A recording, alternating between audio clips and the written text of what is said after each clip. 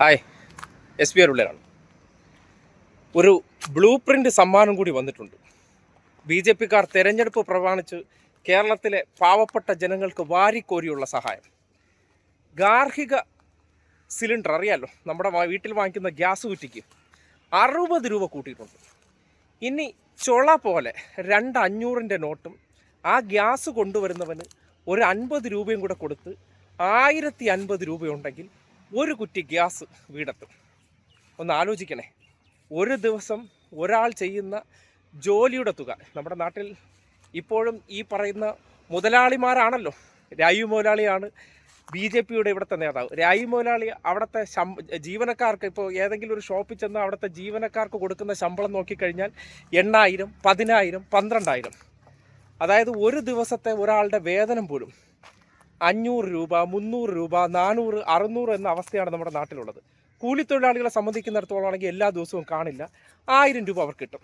പക്ഷേ പൊരി വെയിൽ കൊണ്ടുണ്ടാക്കുന്ന 1000 രൂപ നിഷ്പ്രയാസം നമ്മുടെ നാട്ടിൽ പാവപ്പെട്ടവരെ സേവിക്കുന്ന ആ വിശ്വഗുരു ഉണ്ടല്ലോ, ഏത് ഇന്ന് വരെ ഒരു കുടുംബം നോക്കിയിട്ടില്ലാത്ത, സ്വന്തം കല്യാണം കഴിച്ചിട്ട് ഭാര്യയും കുടുംബത്തെ നോക്കാൻ ശേഷിയില്ലാഞ്ഞിട്ട് അതിനെ അടിച്ച് കളഞ്ഞിട്ട് അവർ എന്താണ് കുടുംബ ബജറ്റെന്നോ ഒന്നിനെക്കുറിച്ച് ഒരു ചുക്കും അറിയാതെ അദാനിക്കും അംബാനിക്കും വേണ്ടി ഭരിച്ചുകൊണ്ടിരിക്കുന്ന വ്യക്തി ഇന്ന് രാവിലെ അദാനിക്ക് കുറച്ച് വരുമാനത്തിൻ്റെ കുറവ്, ആ ഗാർഹിക പീഡനം ഉണ്ടല്ലോ, നമ്മുടെ നാട്ടിലെ കുറേ അടിമകളായിട്ടുള്ള ജനമുണ്ടല്ലോ, അവൻ്റെ തലയിൽ ഒരു 60 വെച്ച് അങ്ങ് കൂട്ടി കൊടുത്തു കഴിഞ്ഞാൽ പ്രശ്നം തീർന്നു.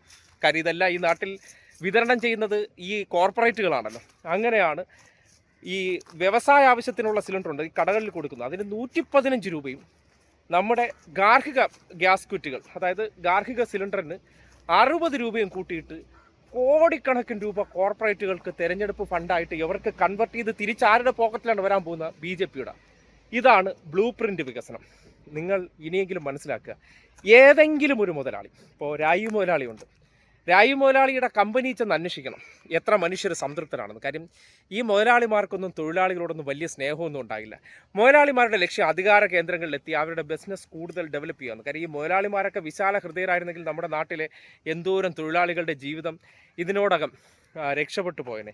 ഇപ്പോഴും തൊഴിലാളിയായിട്ട് കിടന്നാൽ മതി എന്നുള്ള ഒരു മാനസികാവസ്ഥയുള്ളതാണ് കേരളത്തിലെ BJP, കോൺഗ്രസ് എന്ന് പറഞ്ഞ തറവാട്ടുകാരാണ്. തൊഴിലാളികളായിട്ടൊന്നും യാതൊരു ബന്ധവുമില്ല. പക്ഷേ ഇപ്പോൾ ഒരു തൊഴിലാളി സ്നേഹമൊക്കെ കാണിക്കുന്നുണ്ട്. എന്ന് പറഞ്ഞാൽ അവരാണ് ഈ നാട്ടിലെ ഭൂരിപക്ഷം ആയതുകൊണ്ട് അവരെ വളച്ചു നിർത്തിയാൽ അതിന് നമുക്ക് വിശ്വാസം എടുക്കാം, അല്ലെങ്കിൽ എന്തെങ്കിലുമൊക്കെ പറഞ്ഞു പറ്റിച്ച് അവരെ കൂടെ നിർത്താം. പക്ഷേ എന്താണ് കൂടെ നിർത്തി ചൂഷണം ചെയ്യുന്നത്? കാര്യം ഈ BJPയോടൊപ്പം നിൽക്കുന്ന തന്നെ ആൾക്കാർക്ക് അത് രാജ്യത്തിൻ്റെ വികസനം. എന്ത് രാജ്യത്തിൻ്റെ വികസനം?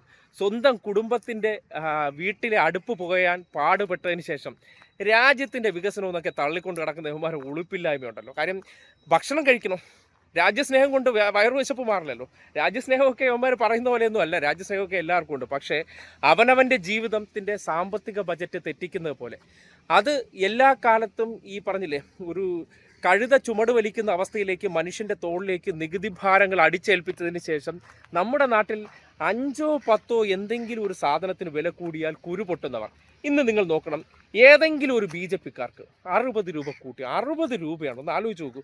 ആ 60 രൂപ കൂടുമ്പോൾ 1000-ൽ പരം രൂപ ഇവിടുത്തെ പാവപ്പെട്ടവർ ഇന്നും എന്ത് ചെയ്താൽ മതി? നിങ്ങൾ വല്ല അടുപ്പിൽ വേവിച്ച് കഴിച്ചാൽ മതി, ഗ്യാസ് ഉപയോഗിക്കേണ്ട കാര്യമൊന്നുമില്ല. ഞങ്ങൾ പാവപ്പെട്ടവർക്ക് ഗ്യാസ് കൊടുത്തു എന്നുള്ളതാണ് യവന്മാരുടെ മറ്റൊരു തള്ള്. കക്കൂസ് വെച്ച് കൊടുത്തു എന്നാണ്. രാജ്യത്താകമാനം ഒന്ന് സഞ്ചരിച്ച് നോക്കണം. കേവലം തമിഴ്നാട്ടിലെ ചെന്നൈയിലെങ്കിലും പോയി നോക്കണം. അല്ലെങ്കിൽ BJP ഭരിക്കുന്ന ഈ ബംഗാളികളായിട്ട് നമ്മുടെ നാട്ടിൽ വന്ന് കിടക്കുന്നവരുണ്ടല്ലോ, BJP ഭരിക്കുന്ന ഇടങ്ങളാണല്ലോ, ഇപ്പോഴും മര്യാദയ്ക്ക് അവന്മാർ ടോയ്ലറ്റിൽ പോകാൻ പഠിച്ചിട്ടുണ്ടോ? അതാലോചിച്ചാൽ മതി. യുവമാരുടെ തള്ളുകൾക്കപ്പുറം ഈ നാടിനെ എങ്ങനെയൊക്കെയാണ് കുട്ടിച്ചോറാക്കുന്നു എന്നതിൻ്റെ ഏറ്റവും വലിയ തെളിവാണ് തിരഞ്ഞെടുപ്പ് കാലഘട്ടത്തിൽ കേരളത്തിൽ ഇങ്ങനെ ഒരു വലിയ കൊള്ള അടിച്ചേൽപ്പിക്കാൻ ശ്രമിക്കുന്നുണ്ടെങ്കിൽ ഇവർക്കൊക്കെ എന്താണ് പണം? മുതലാളിമാർ, ഇതിനപ്പുറത്തേക്ക് ഒരു ചിന്തയില്ല. ഇതൊക്കെ സാധാരണക്കാരൊന്നും മനസ്സിലാക്കണമെന്നേ പറയാനുള്ളൂ. കാര്യം നിങ്ങളെ പ്രലോഭനങ്ങളും മോഹന വാഗ്ദാനങ്ങളും തെറ്റിദ്ധാരണകളും മറ്റേ സവർണ മാടമ്പിമാരെയൊക്കെ കണ്ടിട്ട് നിങ്ങൾ സിനിമാ താരങ്ങളെ അതേ ഈ സിനിമയുടെ മനോഭാവത്തിൽ ജീവിക്കുകയാണെങ്കിൽ സ്വന്തം ജീവിതങ്ങളാണ് തുലയ്ക്കുന്നത്. കണ്ടില്ലേ, ഓരോ മേഖലയിലൂടെ ഒരു പാവപ്പെട്ടവൻ്റെ വീട്ടിലേക്ക് ഒരു കാരണവശാലും ഗ്യാസ് അടുപ്പുകൾ എത്തരുത്, ഞങ്ങൾ ഉജ്ജൽ യോജന എന്ന നിലയ്ക്ക് സാധാരണക്കാർക്ക് കൊടുത്തു എന്ന്. എങ്ങനെ? ഒരു കുറ്റി സിലിണ്ടർ. അടുത്ത തവണ അത് ഫില്ല് ചെയ്യണമെങ്കിൽ എത്ര രൂപ വേണം? 1000 രൂപ വേണം. അവനെ കൊണ്ട് നടക്കൂ?